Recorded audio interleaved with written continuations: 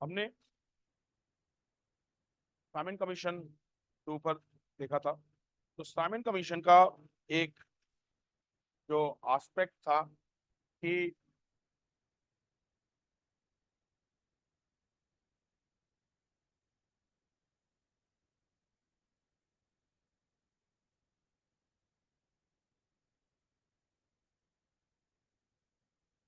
Indians were satisfied. तो as a result Indians ने protest शुरू किया, और प्रोटेस्ट में साइमन गो बैक का नारा दिया। अब जब इंडियंस ने प्रोटेस्ट शुरू किया तो दिस जेंटलमैन पिक्चर में आ गए, and this gentleman is known as बकेटहेड।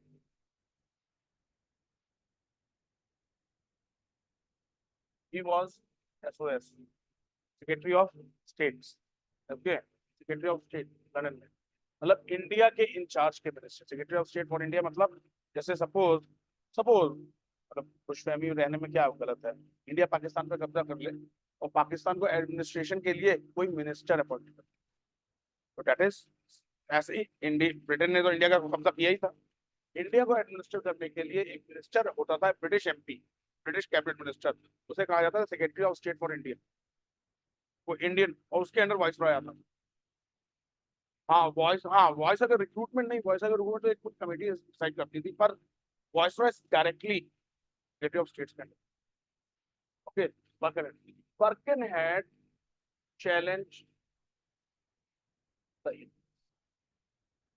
इन्होंने कहा अ, इन्होंने कहा कि पहली बात, हम तुम्हारे लिए कॉन्स्टिट्यूशन की बात बना रहे हैं और तुम मतलब तुम लोग उसको उसको वर्क ही नहीं करने दे रहे, तुम लोग उसके अगेंस्ट काम कर रहे हो। Okay, when he when he threw the challenge, and that challenge was accepted by almost all parties। इन्होंने चैलेंज किया था, मेक अ यूनानिमस कॉन्स्टिट्यूशन, एक यूनानिमस कॉन्स्टिट्यूशन बना दे। मतलब एक ऐसा कॉन्स्टिट्यूशन बनाओ जिसपे सभी लोग सहमत हो। वो ब्रिटिशर्स जानते थे इंडियंस की फितरत, ये कभी एग्री नहीं सकते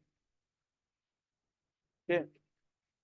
जो मतलब आपके घर में के आगे ट्रेन सही नहीं चल रहा है, नाली खराब है, नाली चौक है, उसके लिए प्रधानमंत्री को टैग करे, तो आप फितरत समझ सकते हैं। मतलब आप समझ रहे हो ना, मतलब जो जिस चीज के प्रति रिस्पॉन्सिबल है, आप उसको टैग करो ना। आप तो कहाँ चले जा रहे हो?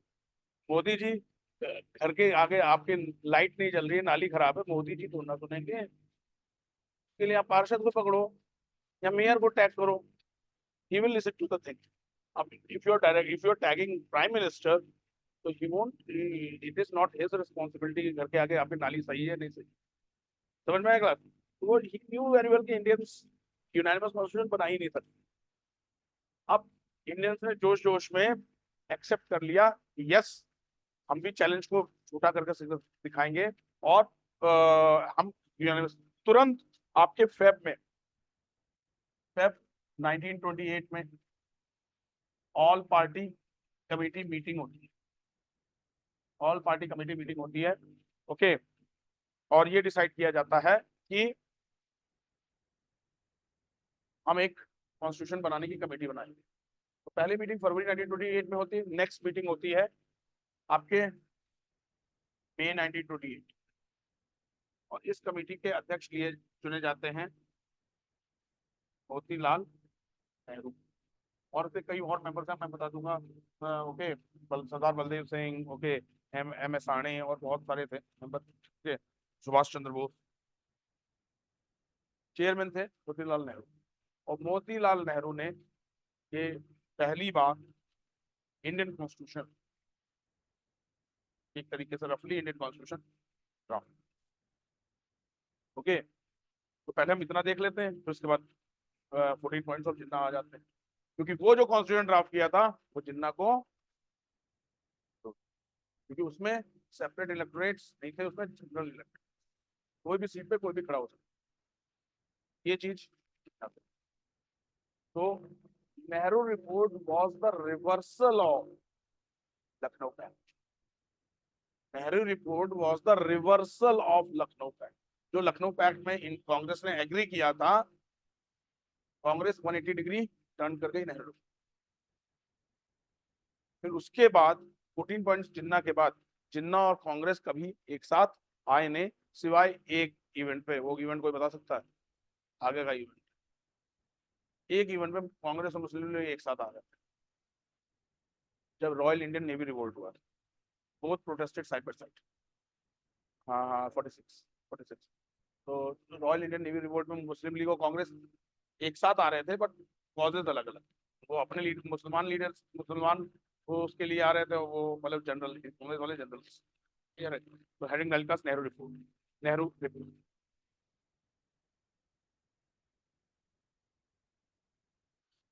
Nehru report 1928।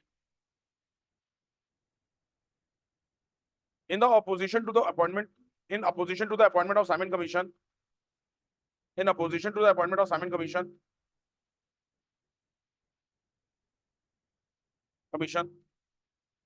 the then Secretary of State, the then Secretary of State Birkenhead, the then Secretary of State Birkenhead,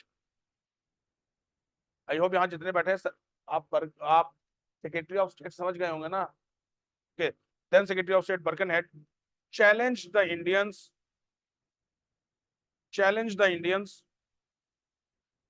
to frame a unanimous to frame a unanimous constitution which is acceptable to all community in India,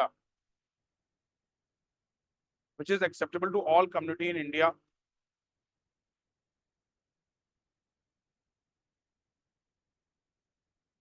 The Indian leaders accepted the challenge. The Indian leaders accepted the challenge.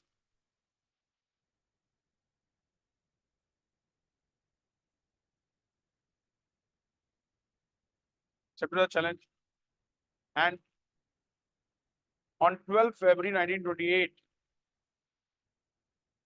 and on 12 February 1928, an all-party conference was called in Delhi. 1928, all-party conference called in Delhi, in which 29 different parties participated. In which 29 different parties participated.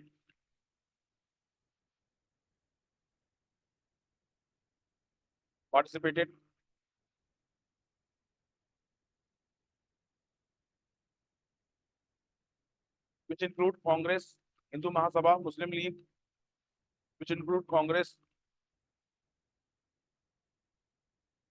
Hindu Mahasabha, Muslim League, Khilafat Committee,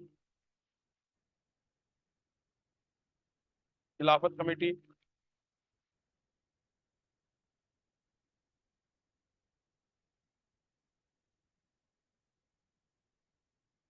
Khilafat Committee, Liberal Federation, etc. The main objective of this committee, the main objective of this committee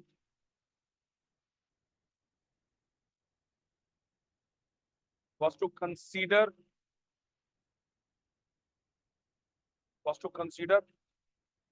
the challenge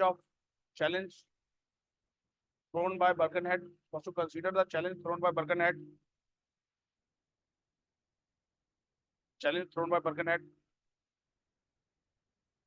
and to form a committee,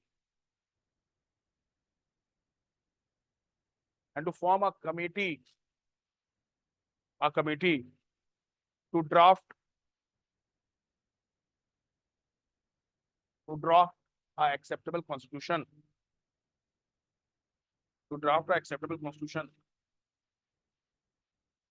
On 19th May 1928, On 19th May 1928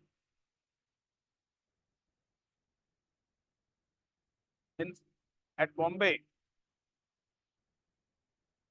the second all-party conference was called.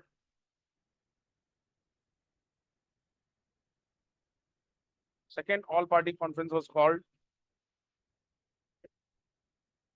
in which Motilal Nehru was appointed as the chairman. Motilal Nehru was appointed as the chairman, along with Sir Tej Bahadur Sapru. Sir Tej Bahadur Sapru, ये कई बार exam में question बना है, खासतौर से PCS में। तेज Bahadur Sapru IAS में बना, आईएएस में पूछ लेता है कि इनमें से कौन से मेंबर नहीं थे, वो इस तरह से यूपीएससी पूछता। तेज बहादुर सप्रू, सुभाष चंद्र बोस,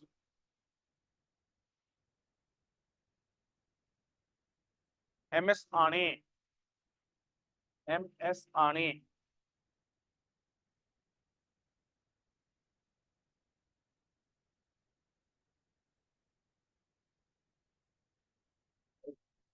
इंग्लिश थोड़ी अवैज्ञानिक भाषा है।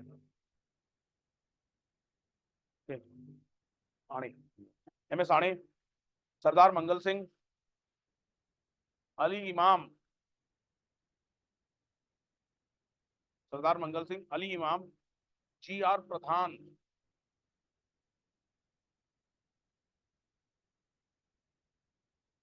शोएब कुरैशी एंड सुभाष चंद्र बोस। कुरैशी, शोएब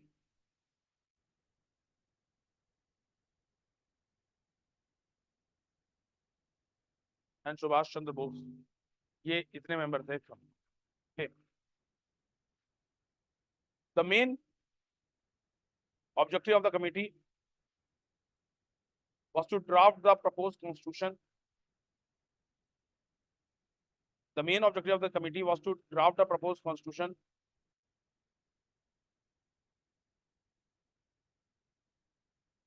उत्तराखंड पीसीएस या प्रीलिम में क्वेश्चन बनेगा, नेहरू कमेटी ने अपनी रिपोर्ट किस शहर में प्रेजेंट की? ए न्यू दिल्ली या Delhi, B Allahabad, C Kanpur, D.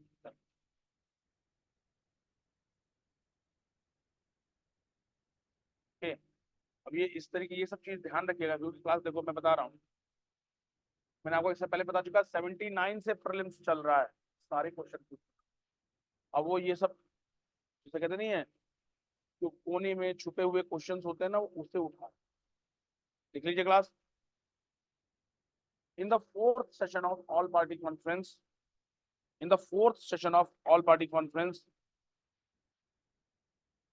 held in Lucknow, held in Lucknow on 28th August 1928, on 28th August 1928,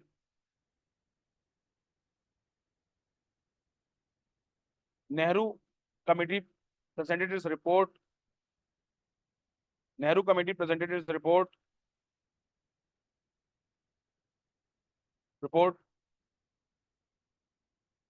which is popularly known as Nehru report, which is popularly known as Nehru report, popularly known as Nehru report. The main provision of the Nehru report, main provision of the Nehru report were as follows. UPSC में भी आ चुका है, PCS में भी आ चुका है, तो ध्यान रखिएगा। नंबर 1, यूपीएससी में इसको घुमा के क्वेश्चन बना था, उसमें उल्टा दे दिया था कि it ask for sovereign status, dominion status मांगा था। Okay, number 1, India would be given dominion status, India would be given dominion status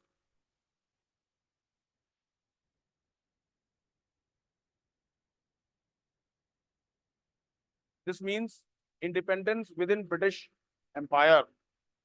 This means independence within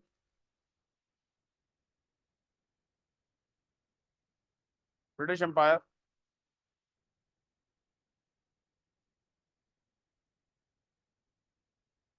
number two, India will be a federation, India will be a federation which shall have a, India will be a federation which shall have a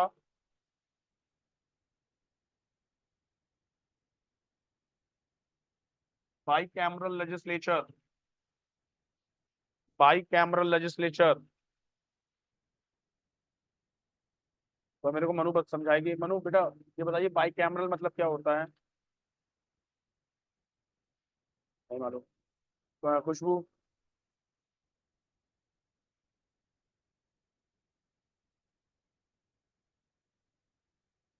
to house, to सदन, दो सदन।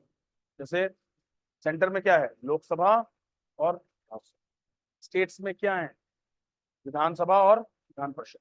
जहाँ पे दो सदन होता है, by मतलब टू, कैमरल मतलब हाउस के, दो सदन। आपको राज्यसभा की यूटिलिटी एक बार मैं पॉलिटी में समझा चुका था। It represents the states. Rajya Sabha राज्यों की सभा, जो राज्यों का हित देखती है सेंटर में, वो राज्यसभा। ठीक है, इसीलिए मतलब राज्यसभा इंपॉर्टेंट है। Rajya Sabha, you can not equalate equate Rajya Sabha with आपके लेजिस्लेटिव काउंसिल। लेजिस्लेटिव काउंसिल तो बहुत वीक है, वो सिर्फ एक हाथी का दांत है, ठीक है, और कुछ नहीं। Legislative council, Rajya Sabha is have considerable power. Okay, bicameral legislature. हाँ बोलिए सर।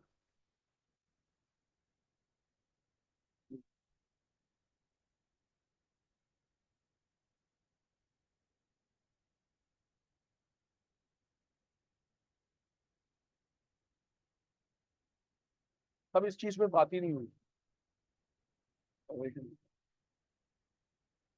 तो बहुत बेसिक्स पे थे ना, रिक्वेस्ट कर रहे थे कि आजादी दे दो, डोमिनियन स्टेटस दे दो, यही तो बात है। ये सब तो तब बात हुई जब आजादी कैबिनेट मिशन प्लान आ गया, और तब उसने कहा कि भाई एक कॉन्स्टिट्यूंट असेंबली बनेगी जो ड्राफ्ट करेगी, तब डिबेट शुरू कि हमें फेडरेशन चाहिए तो कैसा फेडरेशन चाहिए। कि मतलब federation which creates the states और states which creates the federation. America में states which that have created the federation, और इंडिया में federation which have created the states. तो जो क्रिएट करता है ना वो हमेशा बड़ा होता है। अमेरिका ने, अमेरिका में समझिएगा नए स्टूडेंट्स, अमेरिका में स्टेट्स ने फेडरेशन को क्रिएट किया। स्टेट्स ने फेडरेशन को क्रिएट किया तो कौन बड़ा है? स्टेट्स। इसलिए वहां स्टेट्स को आप छू भी नहीं सकते, ना नाम चेंज कर सकते, ना बाउंड्री चेंज कर सकते। भारत में किसने क्रिएट किया? फेडरेशन ने, मतलब यूनियन ने स्टेट्स को क्रिएट किया, तो कौन बड़ा है? फेडरेशन, मतलब यूनियन, यूनियन। तो हमारा अमेरिका के साथ तो थोड़ा फेडरेशन अलग है। ओके, ध्यान रखिएगा। आपके अभी जुलाई में ही, शायद 7-8 जुलाई को 2 डेज की फ्री वर्कशॉप हो रही है रिगार्डिंग पॉलिटिकल साइंस ऑप्शनल। तो जो अभी अधर में लटके हुए हैं, ले ले ये ले वो ले, तो it's like a 2 days free workshop. Okay, you can come and attend the political science. कि इनमें से कुछ स्टूडेंट्स मेरे पर प्रेशर भी बना रहे हैं कि सर कब शुरू होगा पॉलिटिकल साइंस ऑप्शनल, क्योंकि 2-3 लोगों का जो उन्होंने 2022 में मेरे को ज्वाइन किया था, उनका सिलेबस ऑलमोस्ट डन हो गया, और उनके पास ऑप्शनल ही बचा है। तो वो मेरे पर प्रेशर बना रहे हैं, सर ऑप्शनल की क्लास कब शुरू कर रहे हैं? तो हम जहाँ तक है 7-8 जुलाई को आपके ऑप्शनल का 2 फ्री वर्कशॉप करेंगे। तो यू कैन कम सेट, जो लोग पॉलिटिकल साइंस लेना चाहते हैं, come set, take the political science batch. अगर आपको अच्छा लगता है तो फिर ओके। तो पर हाँ, ये चीज ध्यान देंगे क्लास, वी ऑल नो, मतलब यू शुड बी अवेयर कि ऑप्शनल के फीस चार्जेस अलग होते हैं। ऑप्शनल के फीस आपके जीएस के चार्जेस के साथ नहीं है, वो ऑल ओवर इंडिया ही अलग होते हैं। ठीक है, तो आप फिलहाल 2-3 दिन आप अगर आप सोच रहे हैं पॉलिटिकल साइंस लेना, तो हम आपके पॉलिटिकल साइंस 7 या 8 जुलाई से आपका ऑप्शनल की क्लासेस का फ्री वर्कशॉप शुरू करेंगे। अगर आपको लगता है कि चीजें समझ में आ रही हैं, वो है, क्योंकि आप लोगों में से जिन जिनकी पॉलिटी आधी भी पूरी हो गई है, तो थोड़ा बहुत समझ में आ जाएगा, क्योंकि आपको मैंने पॉलिटी में सब कुछ बेसिक समझा रहा हूँ। ठीक है गाइस, लिखिए। तो India will B federation which shall have a bicameral legislature at the center, bicameral legislature at the center, and ministry would be responsible to the legislature, and a ministry would be responsible to the legislature.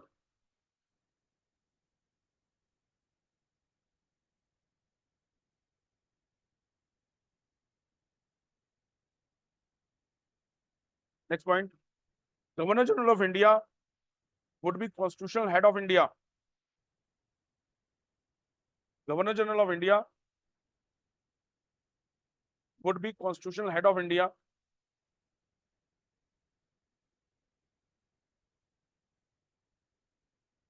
India, and will have same powers as the British Crown.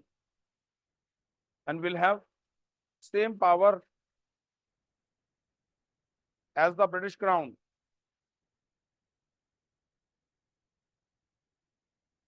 Power as the British Crown.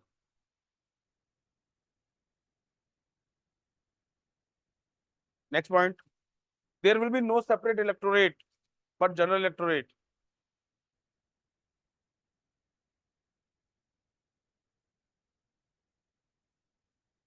There will be no separate electorate, but general electorate.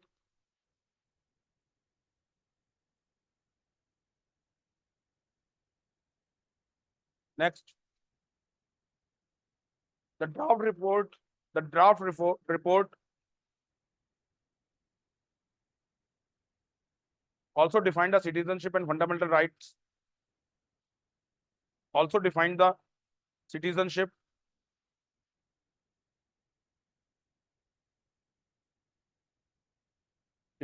and fundamental rights.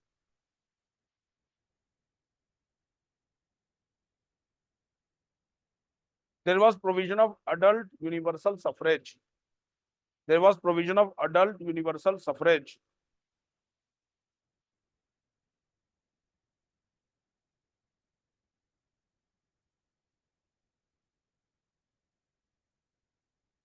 Next. Reservation of seats on the basis of population. Reservation of seats on the basis of population and for fixed period of 10 years. And for fixed period of 10 years. Period of 10 years. Next. No reservation of seats for Muslims in Punjab and Bengal. No reservation of seats for Muslims in Punjab and Bengal. इन्हीं पॉइंटों पे मोहम्मद अली जिन्ना को आपत्ति थी. No reservation of seats for Muslims in Punjab and Bengal. तो ये major points थे Nehru report. Okay, लिखिए. When this report was placed before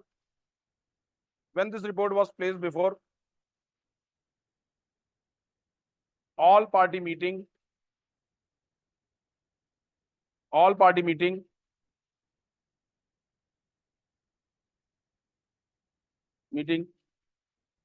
in Calcutta,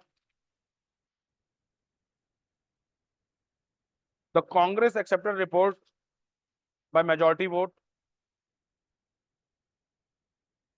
The Congress accepted the report by majority vote, while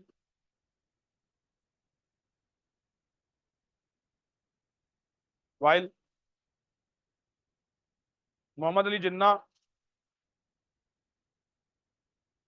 discarded the report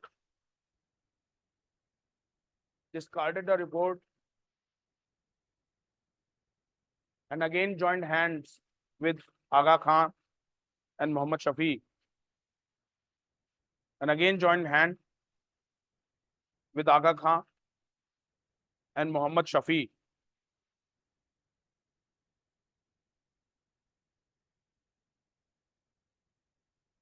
Jinnah objected the report.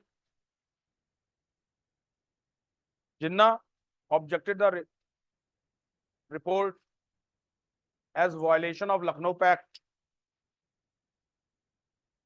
समझ रहे हो, कांग्रेस अपनी ही जाल में फंस गई थी. Jinnah objected the report as violation of Lucknow pact.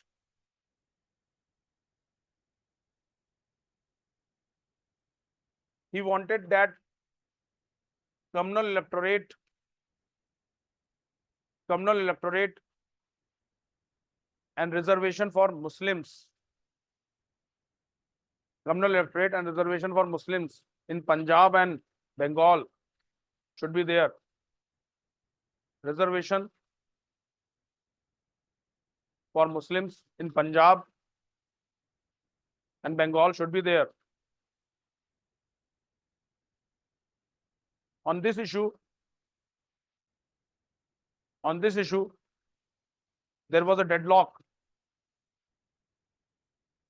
There was a deadlock between Congress and Muslim League. Congress and Muslim League.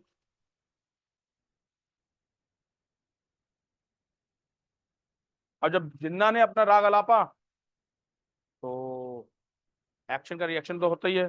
तो जितने कट्टर हिंदू थे, जितने कंजर्वेटिव हिंदू थे, कट्टर कहना थोड़ा गलत है, कंजर्वेटिव हिंदू थे, जस्ट लाइक मदन मोहन मालवीय, एम.आर. जयकर, उन्होंने कहा अगर मुस्लिम्स को कोई फेवर दिया जाएगा तो फिर हिंदू को या तो किसी को फेवर मत दो, अगर फेवर दोगे तो हिंदू को फेवर। अब कांग्रेस के लिए क्या कि जिन्ना को मनाएं, अगर जिन्ना को मनाते हैं तो कांग्रेस के लिए हिंदूज को कैसे हम पैसिफाई करेंगे। तो कांग्रेस ने ये सोचा हम जिन्ना को मनाते ही नहीं, और जिन्ना छोड़ के चले गए, और जिन्ना जब छोड़ के गए तो फिर अपना पाकिस्तान लेके ही माने। तो उसके बाद जिन्ना ने ऐसा रास्ता पकड़ा जो पाकिस्तान हाथ से लिया। ओके, कांग्रेस, आपने नेहरू रिपोर्ट पे खुश थी। कांग्रेस ने नेहरू रिपोर्ट के लिए, तो कांग्रेस में एक चाहे पॉइंट लिख लो, तो there are some section in Congress, तो there are some section in Congress like Jawaharlal Nehru, तो there are some section in Congress like Jawaharlal Nehru, Subhash Chandra Bose,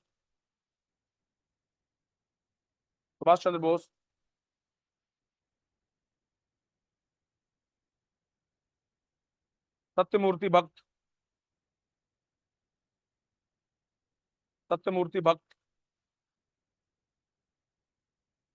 भक्त,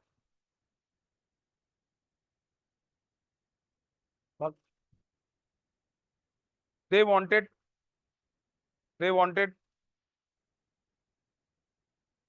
that this report should ask for complete independence, not for dominion status. This report should ask for complete independence and not the dominion status. तो कांग्रेस वैसे accept कर रही थी, तो कांग्रेस का जो young section था, जो यूथ था, वो कह रहा था कंप्लीट इंडिपेंडेंस लो ना, डोमिनियन स्टेटस क्या होता है। अब इसमें अगेन गांधी जी आ गए। ओके, हर मुश्किल का सोल्यूशन गांधी जी आ गए। गांधी जी कहते हैं, हाँ मौजूद है, ओके, तो हाँ, तो गांधी जी आते हैं और गांधी जी कहते हैं रुको रुको मैं सुलह करवाता हूँ। वो कहते हैं कि हम इस रिपोर्ट को गवर्नमेंट को क्या देते हैं, 1 ईयर का अल्टीमेटम, 1 साल का अल्टीमेटम देते हैं। अगर 1 साल के अंदर गवर्नमेंट ये रिपोर्ट एक्सेप्ट नहीं करती है, हम साइमन एडमंड कमीशन को नहीं जानते, हम ये रिपोर्ट देते कि इंडियंस ने बनाई है, ये इस रिपोर्ट को एक्सेप्ट नहीं करती और लागू नहीं करती है, देन पहली कंडीशन होगी that we will ask for sovereign status, हम कंप्लीट इंडिपेंडेंस मांगेंगे, secondly, in order to achieve our ideas, we will launch a civil disobedience. Next topic clear है ना, मैं नेक्स्ट टॉपिक क्या पढ़ाऊंगा, और पहले बीच में रेवोल्यूशनरी एक्टिविटीज पढ़ाऊंगा, second phase. Okay, civil disobedience. तो ब्रिटिश, मतलब कई बार होता है ना, जब गवर्नमेंट होती है और गवर्नमेंट कंफर्टेबल मेजोरिटी में होती है, तो कितना भी प्रोटेस्ट कर रहे हो गवर्नमेंट आराम से मस्त रहती है। तो वैसी ब्रिटिश गवर्नमेंट थी, कितना भी प्रोटेस्ट कर, उन्होंने कहा कि करने हल्ला मचाने तो क्या होगा। 1 साल बीत गया, कुछ नहीं हुआ। अब 1 साल बीत गया तो सारे दारोमदार किसके ऊपर आ गए, गांधी जी तब भी रिलक्टेंट थे, नहीं डोमिनियन स्टेटस ही सही है यार, सॉवरेन क्यों मांग रहे हो, अंग्रेज नाराज हो जाएंगे। पर जवाहरलाल नेहरू, सुभाष चंद्र बोस और यंग सेक्शन कांग्रेस में अड़ा हुआ था। तो दिसंबर 1929 on the banks of river Ravi, okay, पहली बार तिरंगा फहराया गया। ठीक है, हाँ, पहली बार तिरंगा फहराया गया और ये कहा गया that India will be a complete sovereign state, India will not be a dominion state. हम कंप्लीट इंडिपेंडेंस लेंगे, पूर्ण स्वराज। हम स्वराज नहीं लेंगे, पूर्ण स्वराज लेंगे, कंप्लीट इंडिपेंडेंस। तो अगर ये नेहरू रिपोर्ट मांग लेते तो शायद आज इंडिया डोमिनियन स्टेटस होता, क्वीन हमारी हेड होती। ओके, बट उन्होंने नहीं माना। फिर नेक्स्ट फेज क्या था, जब कंप्लीट स्वराज पास हो गया, civil disobedience movement. Civil disobedience movement को हम किस रूप में जानते हैं class? Dandi, Dandi march. Okay, clear है गाइस? तो नेहरू रिपोर्ट से ये सारे चीजें रास्ते को, सिविल डिसोबीडियंस मूवमेंट हुआ तो भैया जनता जुड़ने लगी गांधी जी के साथ। गांधी जी की पॉपुलैरिटी तो वैसे ही हाई थी, जनता जुड़ने लगी। ब्रिटिश थोड़े से नर्वस हो गए। उन्होंने कहा चलो यार, कुछ तो दिखावा करना पड़ेगा, राउंड टेबल कॉन्फ्रेंस बुला। तो पहली राउंड टेबल कॉन्फ्रेंस इंग्लैंड में बुलाई। पर क्योंकि उस समय कांग्रेस सिविल डिसोबीडियंस मूवमेंट चला रही थी, तो कांग्रेस ने मना कर दिया कि हम नहीं पार्टिसिपेट करते राउंड टेबल कॉन्फ्रेंस, तुम ये रिपोर्ट मांग। तो ब्रिटिश एडमेंट हो गया कि हम राउंड टेबल कॉन्फ्रेंस तो करके रहेंगे। बट जब देखा कि बगैर कांग्रेस के round table conference zero result, कोई रिजल्ट ही नहीं है। आप बगैर कांग्रेस को, मतलब सपोज अगर कोई, जैसे आज सपोज साउथ एशिया या साउथ ईस्ट एशिया की कोई बात हो, साउथ एशिया की बात हो, एशिया की बात हो, अगर पूरे एशिया की बात हो जिसमें इंडिया चाइना को ना इंक्लूड किया जाए, हो ही नहीं सकता। तो इमर्जिंग पावर है एशिया में। ठीक है, तो कांग्रेस, ब्रिटिश सरकार को अपनी गलती मालूम हो गई कि भैया बगैर कांग्रेस के बात नहीं बनने वाली है। अब यह है कांग्रेस को मनाओ। तो कांग्रेस को मनाने के लिए तेज बहादुर सप्रू और एम आर जयकर गए और हुआ गांधी इरविन पैक्ट। पहली बार, पहली बार। अब गांधी इरविन पैक्ट की खास बात देखिए, मैं ये चीज समझा रहा हूं ताकि आपके दिमाग में एक पिक्चर क्लियर हो जाए। खास बात देखिए, वो कांग्रेस कहां से कहां आ गई थी, जिसे डफरिन ने कहा था कि Congress represents a minuscule population, microscopic population, ये डफरिन ने कहा था। उसी कांग्रेस को ब्रिटिश गवर्नमेंट बुला रही है कि आओ 1 to 1 बात करते। आप कांग्रेस का स्ट्रक्चर देख सकते हो ना, कहां से कहां पहुंची। और फिर कांग्रेस ने अपनी ओर से नियुक्त किया गांधी जी, कि गांधी जी जाएंगे और वो इरविन से बात करेंगे, वाइस रॉय से। तो गांधी इरविन पैक्ट हुआ, और गांधी इरविन पैक्ट के बाद सेकंड राउंड टेबल कॉन्फ्रेंस में कांग्रेस पार्टिसिपेट करने गई। ओके, तो ये सब चीजें इंपॉर्टेंट है, ये सारी चीज, यही सब चीजें एग्जाम में घूम फिर करके आती है। ओके, फैक्ट्स याद रख लीजिएगा, लिखिए class. Next line.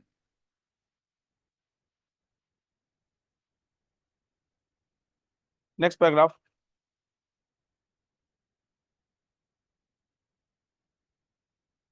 In the in the annual session of 1928, in the Congress annual session of 1928 held at Calcutta in December 1928, held at Calcutta in December 1928, 28, which was presided by Motilal Nehru, which was presided by Motilal Nehru.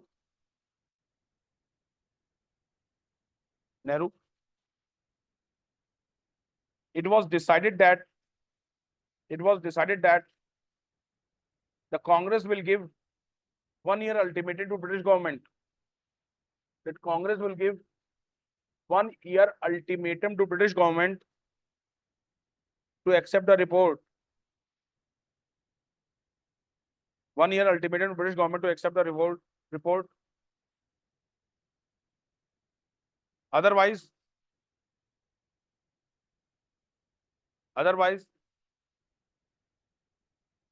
Congress will ask for complete independence. Congress will ask a complete independence.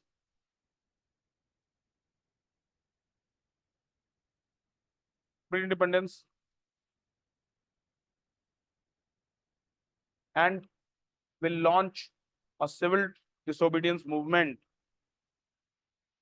And will launch a civil disobedience movement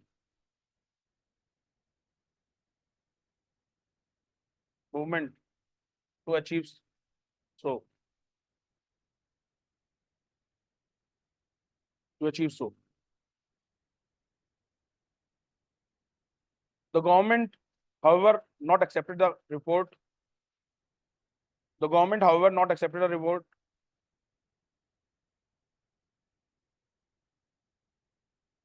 Their class. Jinnah's 14 points. Jinnah's 14 points.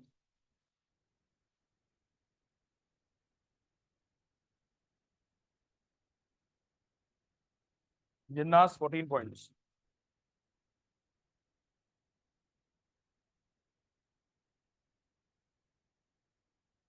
In all party meeting at Calcutta in December 1928. In all party meeting at Calcutta in December 1928.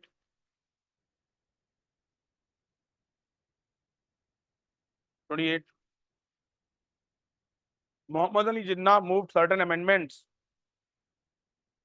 Muhammad Ali Jinnah moved certain amendments to the Nehru report.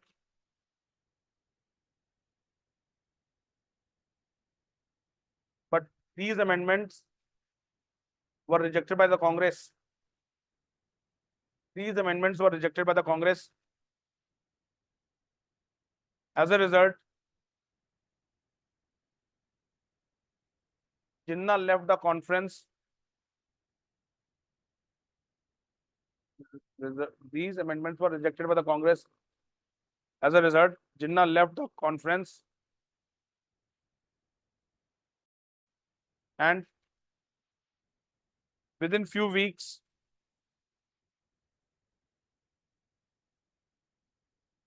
at Muslim League meeting in Delhi,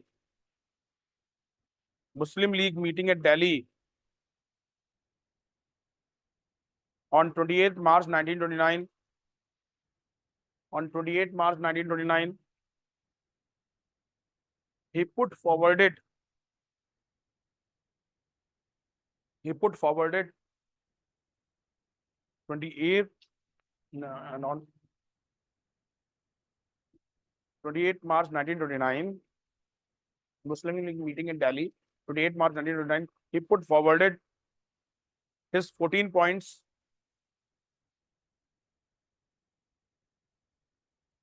14 points. Rejecting the Nehru report. Rejecting the Nehru report.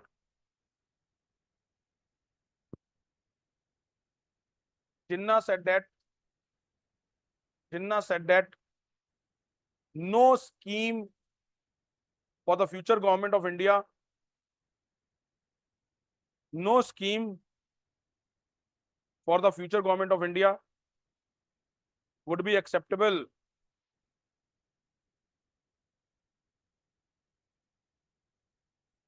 No scheme for the future government of India would be acceptable.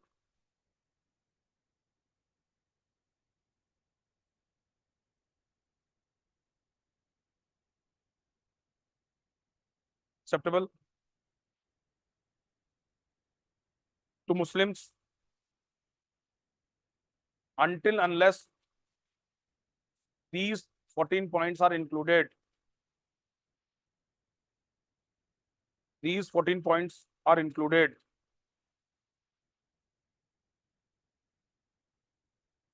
Number 1, ये 14 point से questions बने हैं और ध्यान रखना UPSC के prelims में बन सकता है और पीसीएस में भी बन सकता है. Number 1, the form of future constitution should be federal. The form of future constitution should be federal.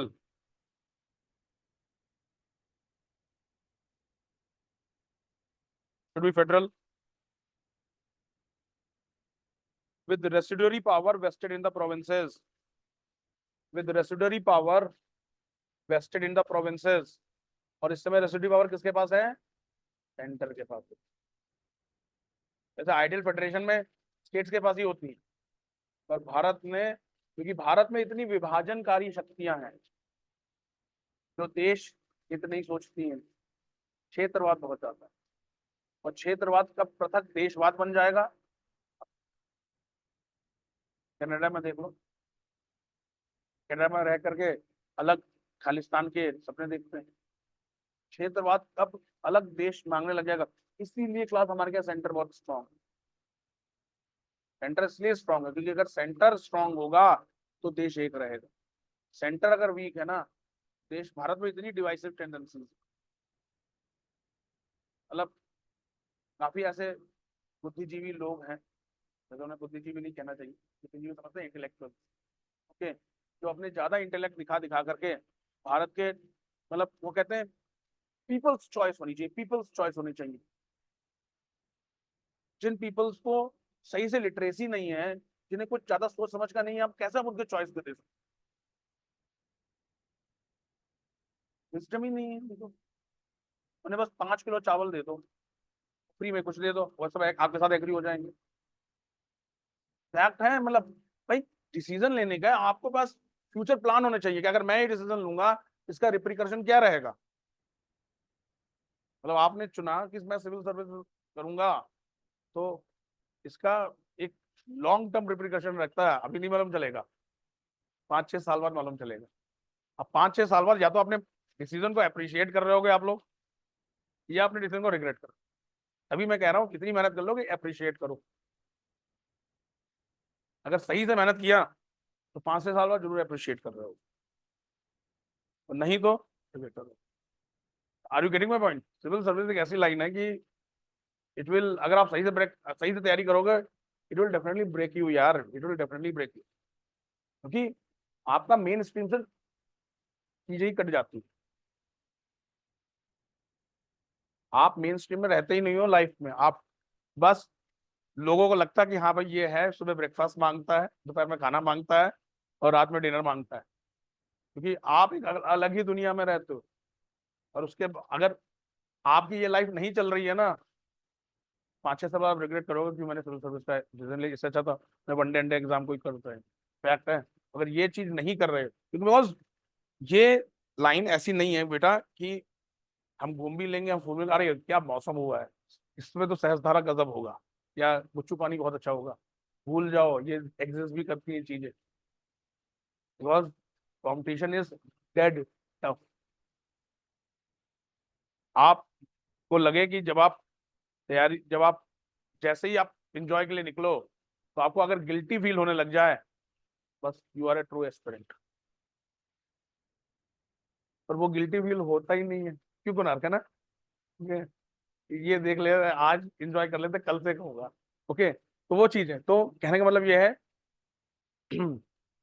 हमारे यहाँ कॉन्स्टिट्यूशन में सेंटर को ही स्ट्रांग रखा गया है, बिकॉज अभी हमारी पॉपुलेशन अभी उस इंटेलेक्ट पे नहीं पहुंची है। I am not commenting on Indian population, but fact है भाई, अमेरिका कब आजाद हुआ? 1778, और आज 2024, लॉन्ग डेमोक्रेसी है। ओके, अमेरिका में भी एक वक्त बहुत जबरदस्त करप्शन था, आज भारत में भी करप्शन है। ये ना, इस फेज से करीब करीब हर देश गुजरता है, और ये एक फेज चल रहा है। ऐसा नहीं भारत में हमेशा ऐसा रहने वाला है, लोग जागरूक हो रहे हैं, ओके, लोग बहुत कॉन्शियस हो रहे हैं, बट परसेंटेज ऑफ पीपल में अभी भी क्षेत्रवाद है, कास्टिज्म है, ये मेरी जाति का खड़ा हुआ है, तो इसको जिताना है। तो ये दैट इज, जब आप इन सब चीजों से ऊपर उठ करके करते हो ना, देन टेक्स द थिंग्स। इसलिए भारत में आज भी रेसिडरी लिस्ट सेंटर के पास है, स्टेट के पास है।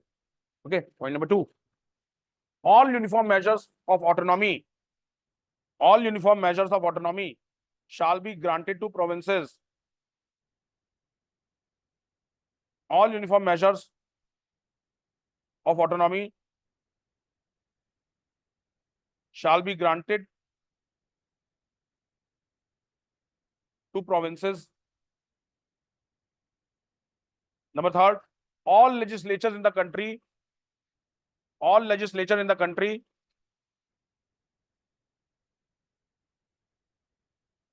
in the country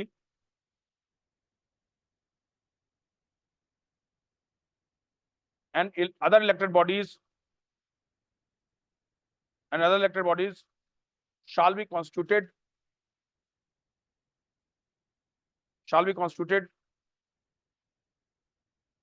on definite principle of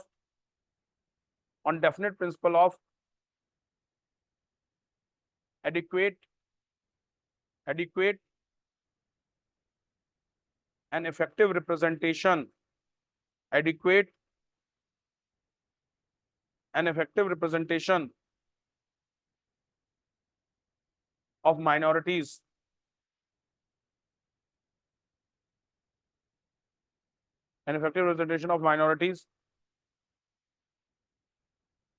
Next, in the central legislature, Muslim representation shall not be less than one third. Muslim legislation shall not be less than one third.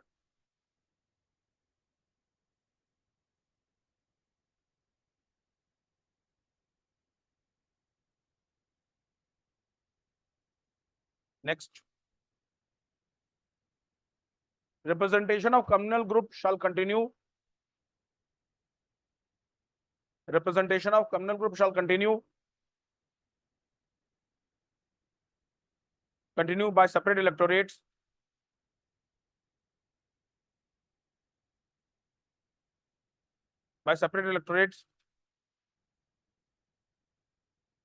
Though any community is free, to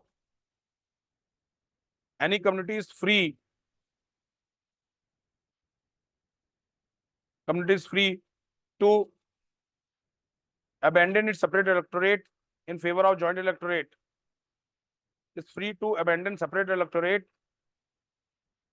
in favor of joint electorate.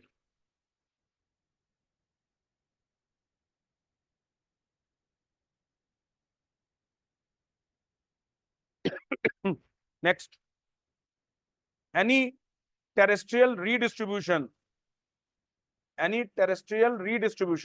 मतलब states को different करना, जैसे सिंध को बॉम्बे से अलग करने, any terrestrial redistribution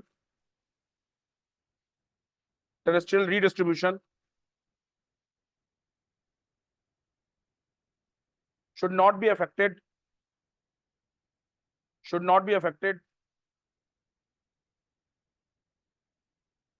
if they affect the Muslim majority in the province. If they affect the Muslim majority in the province.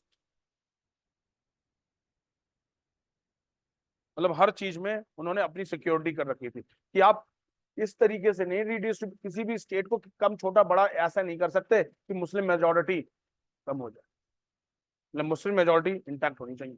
Next point, full religious liberty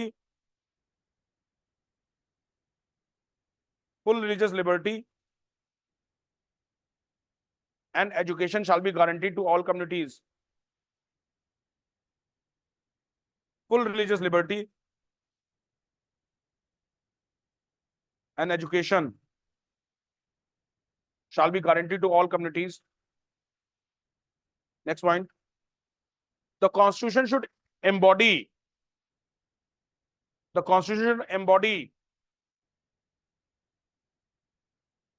इसी चीज पे नहीं रुका है, अलग से लाइन भी बोली, the constitution should embody adequate safeguard to protect Muslim culture,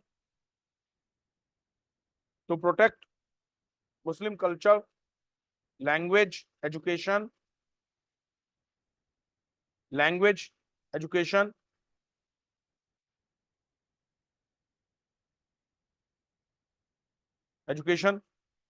religion, personal law.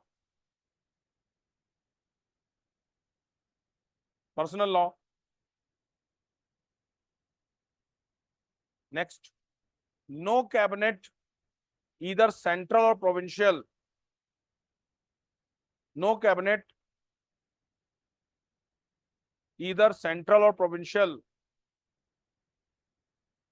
shall be formed,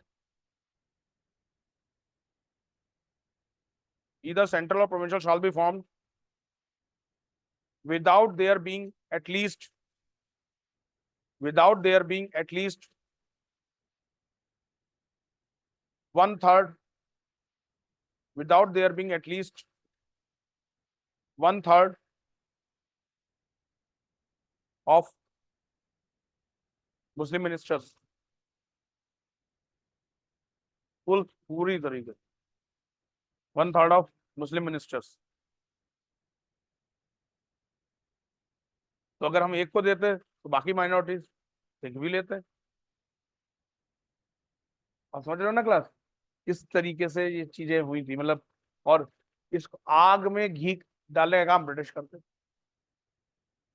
first round table conference में ब्रिटिश काफी हद तक फेडरेशन बनाने के पक्ष में थे, पर जब कांग्रेस का सीडीएम देखा तो सेकेंड राउंड टेबल कॉन्फ्रेंस में जिन्ना का कान भर दिए कि तुम्हें कांग्रेस की बातों में आना ही नहीं। महात्मा गांधी जी गए सेकेंड राउंड टेबल कॉन्फ्रेंस में, जिन्ना पहले ही से भरे बैठे हुए था कि पहले इस चीज पे डिस्कस करो फिर आजादी की बात। महात्मा गांधी का व्यू था पहले आजादी ले लेते हैं, ये तो घर के मसले हैं सुलझ जाएंगे। जिन्ना ने कहा हमें तुम पे कोई भरोसा ही नहीं, कल को ब्रिटिश चले गए और तुम मुकर गए तो हम क्या करेंगे। तो ये अंग्रेज होंगे, अंग्रेज मतलब उनको अंग्रेजों पे ज्यादा विश्वास था कंपैरेटिवली टू। तो दैट इज मतलब दिस इज द, कभी आप हिस्ट्री पढ़ोगे तो चीजें क्या है कि जस्ट हम लोग ने मतलब काफी पीपल्स ने काफी, चाहे वो मोहम्मद अली जिन्ना हो या कोई और नेता हो, अपने सेल्फ इंटरेस्ट को पहले रखा और नेशन के इंटरेस्ट को बाद में। ज्यादा पहले बस दो इंटरेस्ट है, सेल्फ इंटरेस्ट या community interest. Nation was secondary. और आज भी करीब करीब पॉलिटिक्स में वैसा ही हो रहा है। नेशन तो कोई देख ही नहीं, नेशन तो बहुत कम ही लोग देख रहे हैं, बाकी तो सब अपना सेल्फ इंटरेस्ट। हम ये भी फ्री दे देंगे, हम वो भी फ्री दे, खटाखट खटाखट खटाखट। ओके, तो वो सारा चीज आ जाएगा। ओके, नहीं एग्री है, नहीं एग्री। आपने देखा होगा नहीं, कार्ड बटे थे यूपी में, गारंटी कार्ड। ओके, हाँ आपको मतलब कि नाम भर के दे दो एक। ओके, अंदर ही अंदर एक अंडर करंट। ओके, और लोग पहुंच भी गए थे। ओके,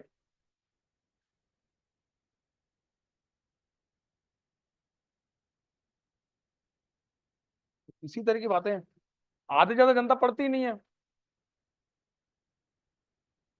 तभी तो that's why what I am telling you कि हम भारत के कुछ इंटेलेक्चुअल्स ना अभी भी एक उटोपियन कॉन्सेप्ट में रहते हैं जहां पीपल्स की वॉइस होनी चाहिए, पीपल्स की वॉइस। अरे पीपल वॉइस को मैं अगर पीपल को हर महीने एक साल के लिए 10 किलो आटा और 10 किलो चावल फ्री दे दूं, पीपल मेरे गुलाम हो जाए। तो जब पीपल की इंटीग्रिटी ही नहीं है, आप उनकी वॉइस पे उठा के करोगे क्या। समझ पा रहे हो ना। इसलिए पीपल वॉइस नहीं, पीपल तो भेड़ है, ये पीपल भेड़ है, लिटरली भेड़ है। जहां हरा घास देगी वहां चले जाएंगे। आपकी अपनी पर्सनल सोच होनी चाहिए कि क्या चीज सही है क्या चीज गलत है। वो पीपल में नहीं, क्योंकि ना तो उस लेवल की एजुकेशन है। ओके, ना उस लेवल का प्रायोरिटीज अलग है, क्योंकि डेफिनेटली हमारे यहाँ अभी भी गरीबी काफी हद तक है। ठीक है, ऑन रिकॉर्ड हम कह सकते हैं 21% ही या 16% ही पुअर पॉपुलेशन है। और गरीबी मतलब भारत में अगर क्लास के हिसाब से देखा जाए तो आ, हम बिलो मिडिल क्लास बहुत ज्यादा। बिलो मिडिल क्लास मतलब यहाँ एक्सपेंसेस के हिसाब से खर्च हो रहा है कि मतलब जो साल भर में मतलब या पर महीने में जो 40,000 तक कमा रहा है, that is below middle class. 40,000 मतलब lower PCS. Lower PCS not considered as middle class, lower middle class. 40,000। Mumbai में जो हाउस मेड है ना, वही 60-70 हजार कमा ले रही। फैक्ट है, मुंबई और बैंगलोर में जाइए, हाउसमेट 60-70 हजार आराम से कमाती है। ये भारत की स्टडी हुई थी कि किस तरीके से भारत की, भारत में इनकम, ये भारत ग्रो कैसे कर रहा है। ग्रो इसलिए कर रहा है कि सीधा निगेटिव फिनोमेना क्या है ना, हम सेव नहीं कर रहे हैं, सब कंज्यूम किए जा रहे हैं। जितना पैसा आता है अगली बार किस्तों में हम आईफोन ले लेंगे, किस्तों में हम कार ले लेंगे, किस्तों में हम मतलब हर चीज हमारे यहाँ फाइनेंस पे। तो जो पैसा आ रहा है वो पैसा जा, तो इस कारण से हम जब सब चीजें बिक्री, जब चीजें खरीद हो रही है तो डेफिनेटली इकोनॉमी का व्हील घूम तो रहा है, पर पैसा सेव नहीं हो रहा। और यही हुआ था, समझो क्लास में आपको इकोनॉमी का कॉन्सेप्ट समझा रहा हूं। अभी इकोनॉमी जब आएगा, हिस्ट्री खत्म होगी, इकोनॉमी इकोनॉमी पढ़ेंगे तो ये सब चीजें और क्लियर हो जाएंगी। और ऐसी चीज में अगर बीच में कोरोना जैसी बीमारी आ गई थी तो इस क्लास बिल्कुल सड़क पे आ गया। बिकॉज अभी उनकी किस्तें इसलिए चल रही हैं, they are getting the jobs, उनको 25,000, 40,000, 35,000 महीना मिल रहा है। तो और अचानक अगर कोरोना जैसी बीमारी आ जाती है तो उनके लिए सर्वाइवल, ये इस पे ये विदेशी अखबार इन सब पे भारत पे स्टडी कर चुके हैं। भारत, हम बहुत गर्व करते हैं कि क्योंकि we are the fifth largest economy. Fifth, अभी फोर्थ कहाँ बनेगा, फिफ्थ ही है ना, फिफ्थ, फोर्थ कहाँ है, फिफ्थ, ओके। हाँ भाई, intellectual, fifth, fifth, okay, fifth largest, fifth largest. फिर तो आप केजरीवाल बन रहे हो, हम तो कॉमन मैन। हाँ, फिफ्थ लार्जेस्ट इकोनॉमी। पर अगर आप देखा जाए जीडीपी के हिसाब से पर कैपिटा, भारत बहुत बुरा परफॉर्म करता है पर कैपिटा जीडीपी, मतलब पर पर्सन इनकम के हिसाब से भारत बहुत बुरा।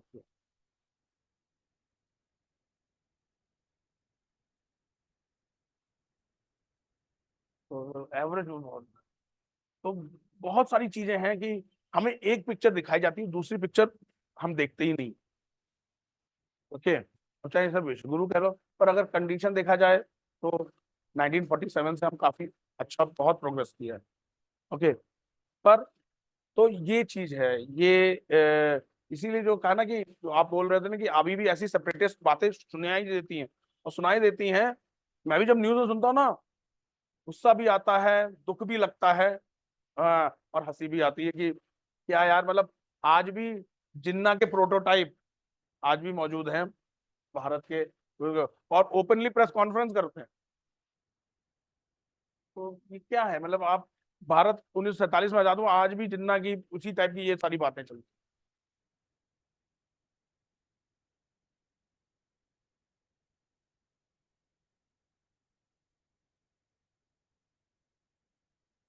हाँ, तो दैट इज द थिंग, इस चीज को इसीलिए जो हमारे यहाँ जैसे सो कॉल्ड इंटेलेक्चुअल्स है ना, जो सो कॉल्ड जेएनयू से जो पूरा अपने आप को पढ़े हुए जो दिखाते हैं, left liberals and all those, ये एक उटोपियन लैंड में रहते हैं।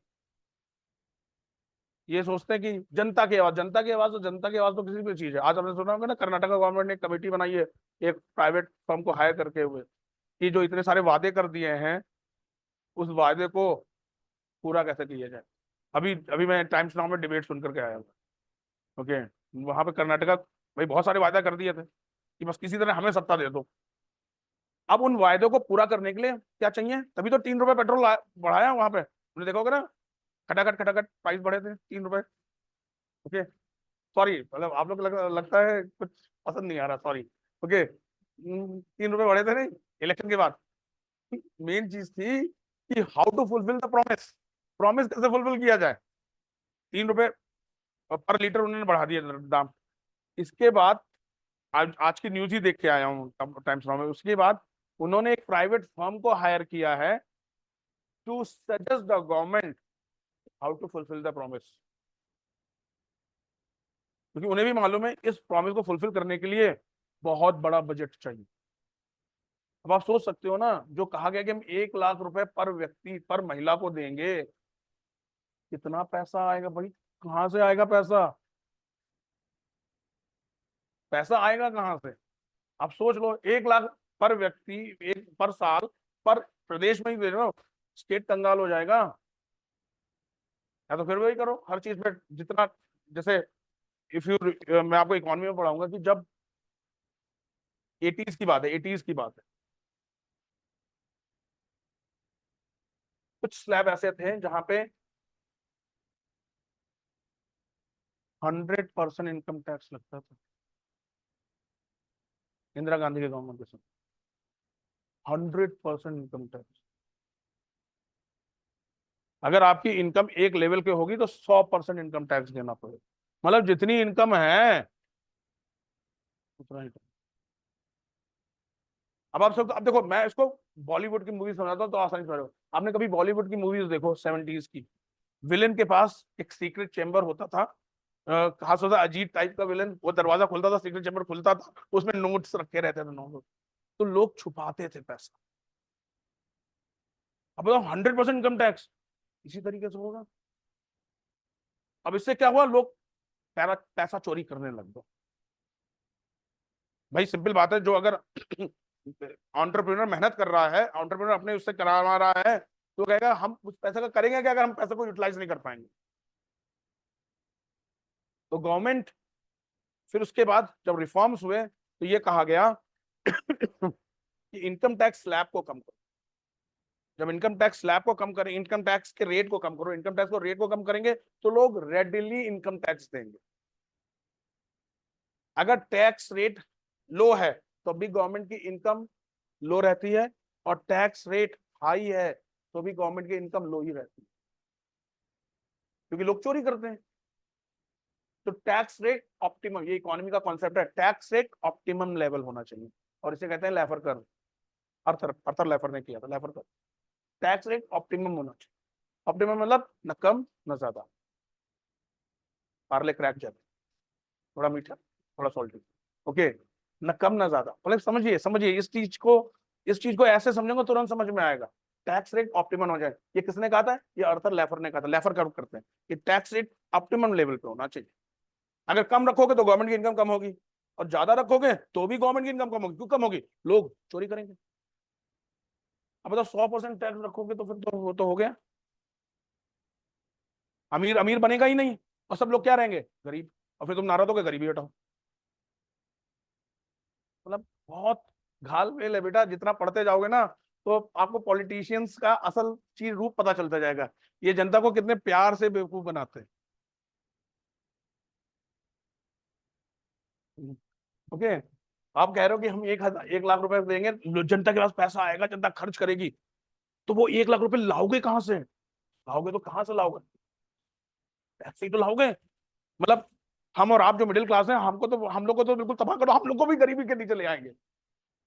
चलो हम सबका कल्याण करते हैं, तुम्हें भी नीचे गरीबी के नीचे ले आएंगे, और हम तब कल्याण करते हैं, 1 लाख रुपए हर मतलब साल मिलेंगे। आप इस मतलब, और मैक्सिमम जनता इस चीज में हो जाती है, 1 लाख रुपए मिलेंगे, हम लाइन में लग जाते हैं, शायद मिल जाएंगे 8,500 रुपए महीना। वही ना, आधी जनता विजुअलाइज ही नहीं करती पैसा आएगा कहां से, कितनी इनकम है, क्या चीज है। देख रहे हो ना, दिल्ली में पानी की crisis, free free free free free, okay okay. तो दैट इज द थिंग, अगर आप फ्री नहीं लेते तो वहां से रेवेन्यू आता, रेवेन्यू आता तो उस चीज से आप, हमारी फीस हमेशा करणपुर या इस साइड में एक ठीक ऑप्टिमल फीस रही, थोड़ी मतलब बहुत हाई नहीं, हमारे हमसे भी 2-3 संस्थान हैं जो हमसे भी ऊंची फीस लेते हैं और उतनी सुविधाएं नहीं देते, बट एक ठीक ठाक एक एवरेज हाई फीस रही। ठीक, तो क्या हुआ, जब अगर हम थोड़ा सा ज्यादा फीस लेते हैं ना, तो उतनी हम कोशिश करते हैं फैसिलिटीज अवेलेबल, कंटेंट की टीम है, ओके, डिजिटली क्लासेस होती हैं, ऑनलाइन क्लासेस अवेलेबल हैं, मटेरियल है। तो सिंपल बात है, जब रेवेन्यू ज्यादा होता है तो अगर जो मैनेजमेंट के पास थोड़ी बुद्धि है तो उस वो चीज को पॉजिटिव चीज में खर्च किया जाए, ताकि स्टूडेंट्स या जो भी कस्टमर आए ना उनका बेनिफिट हो। ये चीज बंदे नहीं सोचते भारत के, इसलिए that's why things are sometimes okay. Let's finish this guys, okay. चलिए बातें कहां से कहां हो गई, देखिए क्लास। तो नो कैबिनेट मिनिस्टर्स, ये लिखवा लिया था, at least 1/3 should be Muslims. Next, no change shall be made in the constitution by central legislature. कितने पॉइंट हो गए हैं, 10, okay. No change shall be made in the constitution by central legislature. No change shall be made in the constitution by central legislature except with the concurrence of state, with the concurrence of state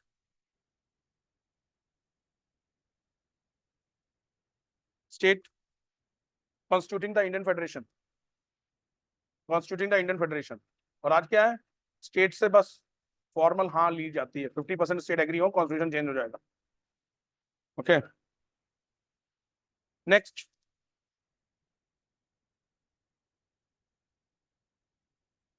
Sindh should be separated from Bombay presidency, वही same, Sindh should be separated from Bombay presidency. इसका समझ गए थे ना, इसका intent क्या था, क्योंकि सिंध में कितने थे, मुस्लिम पॉपुलेशन थी। सिंध अगर बॉम्बे के साथ जुड़ा रहता तो मुस्लिम पॉपुलेशन माइनॉरिटी में रहती, मेजोरिटी में कौन रहता, हिंदूज रहते। सिंध अलग हो गया, मुस्लिम मेजोरिटी में आ गए। Okay, Sindh should be separated from Bombay presidency. आपने सुन रखा होगा ना, एक बार अभी चुनाव के दौरान एक मुद्दा आया था, ये ग्वादर का पोर्ट इंडिया को ऑफर मिला था,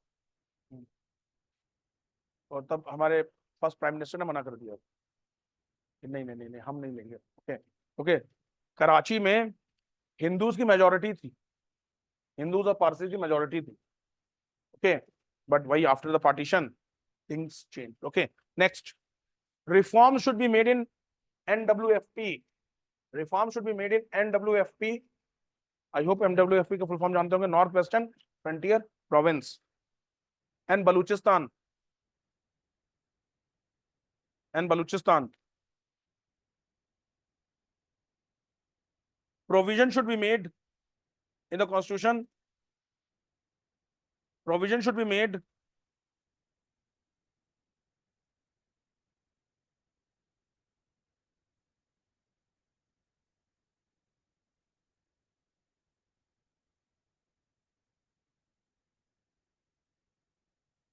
provision should be made in the constitution giving Muslims adequate share,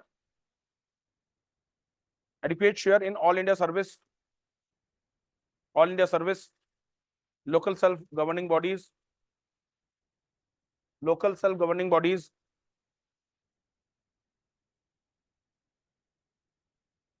with due regard to requirement efficiency, with due regard to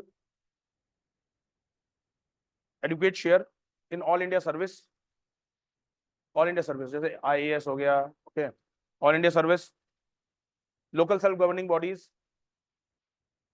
with due regard to requirement efficiency, regard to requirement efficiency।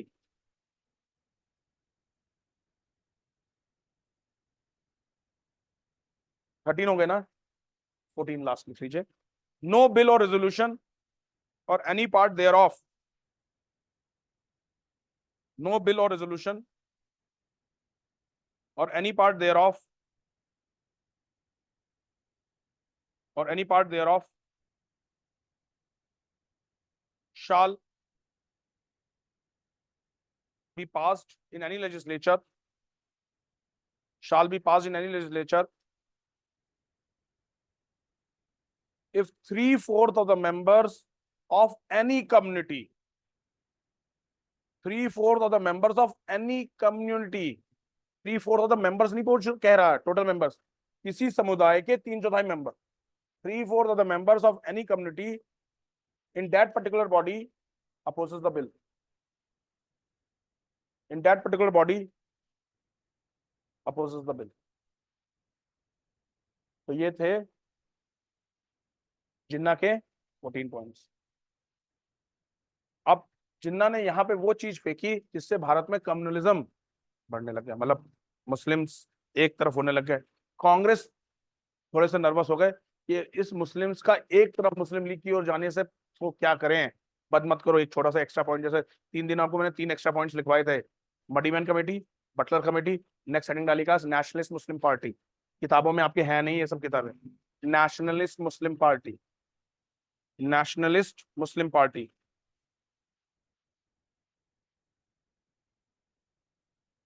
आप समझ गए क्यों हुआ था, ये इसलिए हुआ था क्योंकि जिन्ना की तरफ, जिन्ना की ये डिमांड से मुस्लिम मुस्लिम लीग की ओर इकट्ठा होने लग गए।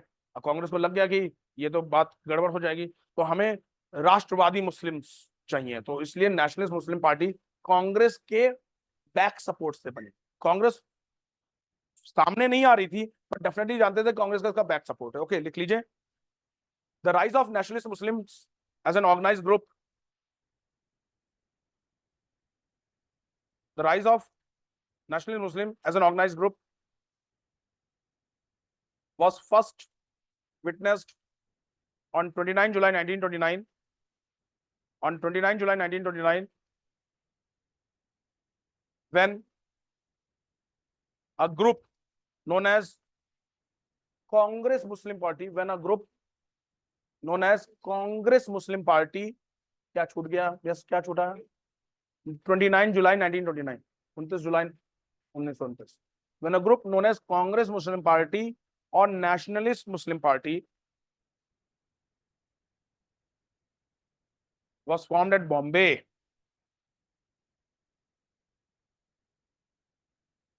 Maulana Abul Kalam Azad presided the first All India National.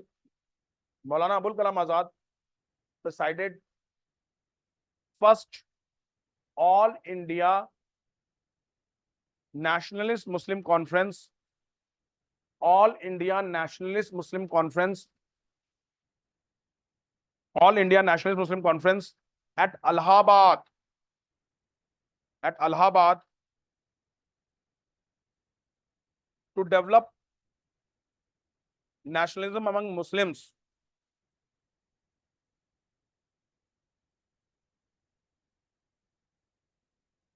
To develop nationalism among Muslims. The initiative came from Congress. The initiative came from Congress, क्योंकि कांग्रेस को नेहरू रिपोर्ट में मुस्लिम का सपोर्ट चाहिए था. The initiative came from Congress, which was anxious for Muslim support, which were anxious for Muslim support, which were anxious, ANXIOUS, anxious for Muslim support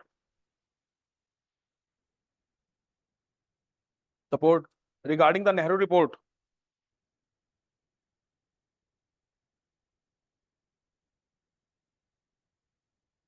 Khaliquism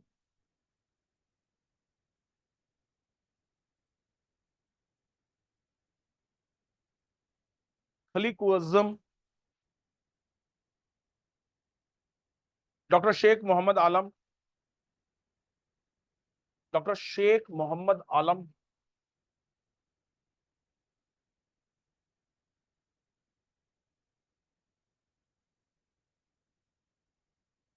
Sheikh Muhammad Alam formed New Muslim Nationalist Party. From New Muslim Nationalist Party, Dr. M.A. Ansari became its president. Dr. M.A. Ansari became its president.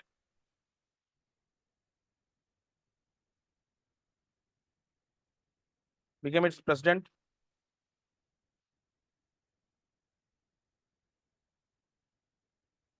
President and Khaliquism as its secretary. And Khaliquism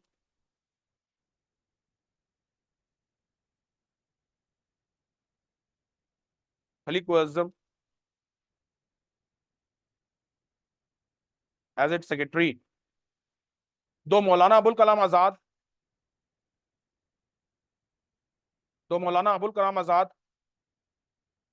and Rafi Ahmed Kidwai did not oppose the formation of new party. Though Maulana Abul Kalam Azad and Rafi Ahmed Kidwai Rafi Ahmed Kidwai award कौन सा organisation देता है? कठिन question है. Indian council for agriculture research, ICAR. Agriculture का one of the top most award है. One of the top, not the top most. Okay. Rafi Ahmed Kidwai award. Okay. ये रफी अहमद किदवई भारत के फर्स्ट इंडिपेंडेंट इंडिया के कम्युनिकेशन मिनिस्टर रहे थे. Rafi Ahmed Kidwai. Okay. Maulana Abul Kalam Azad and Rafi Ahmed Kidwai did not oppose the formation of new party.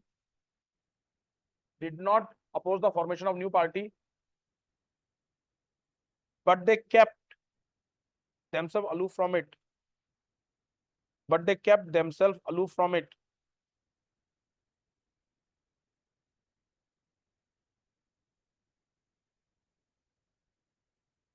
themselves aloof from it.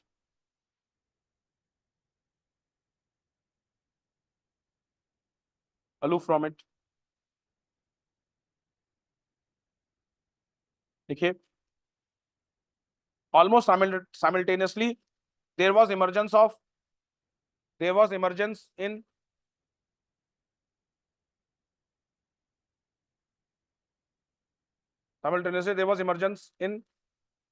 northwest frontier province,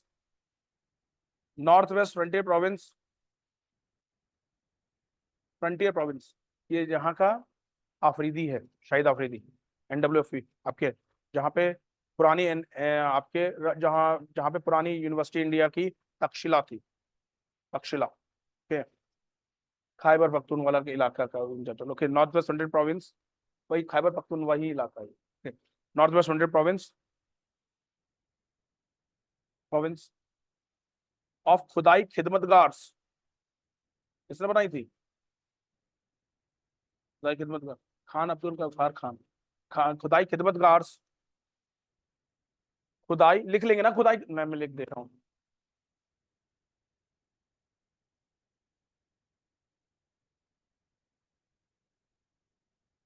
खुदाई Khidmatgars, popularly known as red shirts,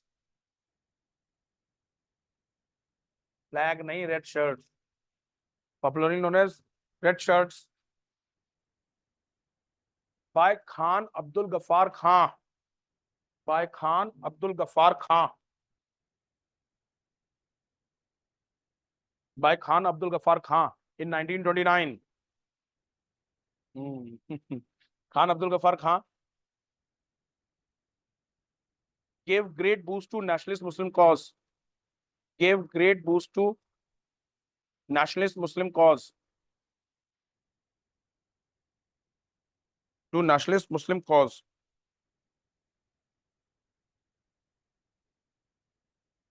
full stop. Clear है guys? Okay, तो यहाँ पे रोक रहा हूँ। I will see you on Monday with internal structure of Earth, and we will start with revolutionary movement second phase. I will start with revolutionary movement second phase, क्योंकि इसके बाद मेरे को सिविल डिसोबीडियंस मूवमेंट यहाँ से उठाना। एक बार 2 लेक्चर होगा, मंडे ट्यूसडे में रेवोल्यूशनरी मूवमेंट सेकंड फेज खत्म कर देंगे, और वेडनेसडे को I will start with civil disobedience CD। Clear है गाइस? ओके, तो ये फेज ये रहेगा। ओके, कल आपके 2 ही लेक्चर होंगे, पहला लेक्चर CSAT होगा और दूसरा लेक्चर होगा सप्ली आल्सो, ठीक है? और संडे को आपका टेस्ट है उत्तराखंड का, ठीक है? ओके, क्लियर है? और आपको बता दूं, खान अब्दुल गफ्फार खान को भारत रत्न भी मिला है, जिन्हें नहीं मालूम, ठीक है? Okay, thank you. ओके।